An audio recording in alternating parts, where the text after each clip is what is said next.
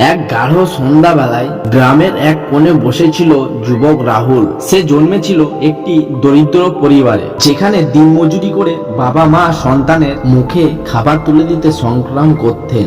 রাহুল জানতো তার জীবনে সেই একই লড়াইয়ের গল্প লেখা হবে, কিন্তু তার মনে একটি স্বপ্ন ছিল, একদিন বড় হয়ে সে ধনী হবে। শৈশব থেকেই রাহুলের পড়াশোনার প্রতি আগ্রহ ছিল। সে প্রতিদিনই স্কুল যেত, মাটির পাকা রাস্তা ধরে ও পায়ে হেঁটে। পায়ে কাঁটা ঢুকে গেল সে থেমে যেত না। প্রতিদিন সন্ধ্যায় ঘরে ফিরে এসে বাবা মায়ের কাছে পড়াশোনার জন্য অল্প কিছু আলো চাইতো। তার মা বলতো, পড়াশোনা কর ছেলে, এই জ্ঞানের আলো একদিন তোমাকে দেখবে উজ্জ্বল করবে। তবে জীবন তার পক্ষে সহজ ছিল না। স্কুলে তার বন্ধুদের কাছে সে ঠাট্টা হয়ে যেত, কারণ তার জামা কাপড় ছিল পুরনো ও ছেঁড়া। কিন্তু রাহুল কখনো হাল ছাড়ে। সে জানতো দারিদ্র তার জন্মসিদ্ধ অধিকার নয়, বরং এটি একটি চ্যালেঞ্জ যা তাকে আরো শক্তিশালী করে তুলবে। একদিন রাহুলের স্কুলে এক সফল বিজনেসম্যান এলেন বক্তৃতা দিতে। তিনি বললেন, দারিদ্র থেকে মুক্তি পেতে হলে শিক্ষা ও কঠোর পরিশ্রম ছাড়া কোনো পথ নেই। এই কথা রাহুলের মনে গভীরভাবে প্রভাব ফেলল। সে সিদ্ধান্ত নিল সে শুধু নিজে নয়, তার পরিবারকেও এই জগতের অন্ধকার থেকে বের করে আনবে। তার পড়াশোনা শুরু হলো আরো কঠোরভাবে। দিনে এবং রাত্রে দুই সময় সে বই পড়ত।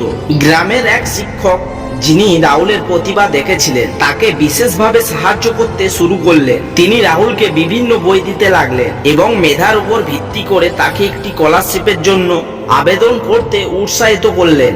মাঝে মাঝে হতাশা আসে যখন তার সামনে দারিদ্র্যের দেয়াল দাঁড়িয়ে থাকতো, কিন্তু প্রতিটি ব্যর্থতায় সে আরো এগিয়ে যেত। এক সময় স্বরূপ রাহুল একটি ভালো কলেজে ভর্তি হলো। কলেজ জীবনে প্রথমবারের মতো রাহুল ধনী পরিবারের সন্তানদের সাথে পড়াশোনা করতে লাগলো। সেখানে একাধিক চ্যালেঞ্জ তার সামনে আসলো, কিন্তু সে জানতো শিক্ষা তাকে সবকিছুই এনে দিতে পারে। সে দিনরাত কাজ করত, পড়াশোনার পাশাপাশি একাধিক চাকরি করত। তার লক্ষ্য ছিল তিনি যেন একদিন আর্থিক স্বাধীনতা অর্জন করতে পারেন। কিছু বছর পর রাহুল একটি বড় কোম্পানির একজন সফল ব্যবস্থাপক হয়ে উঠল।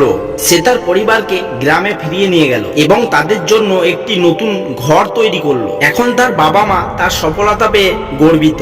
তবে রাহুল জানতো যে ধনী হওয়া মানেই সাফল্য নয়। সে জানতো যে মানুষের দৃষ্টিতে সঠিকভাবে বাঁচা এবং অন্যদের সাহায্য করাও সমান গুরুত্বপূর্ণ।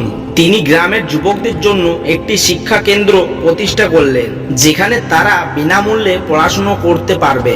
রাহুলের গল্প তার নিজের শুধু সফলতার জন্য নয়, বরং এটি আমাদেরকেও স্মরণ করিয়ে দেয় এটা গুরুত্বপূর্ণ নয় যে আপনি কোথা থেকে এসেছেন, বরং এটা গুরুত্বপূর্ণ যে আপনি কোথায় যাচ্ছেন।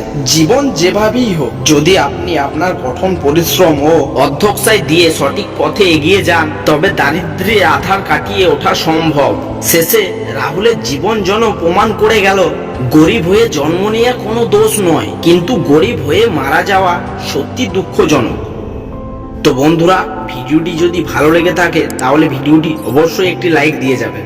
আর আমার এই চ্যানেলে যদি নতুন হয়ে থাকেন তাহলে চ্যানেলটাকে সাবস্ক্রাইব করে পাশে থাকবেন।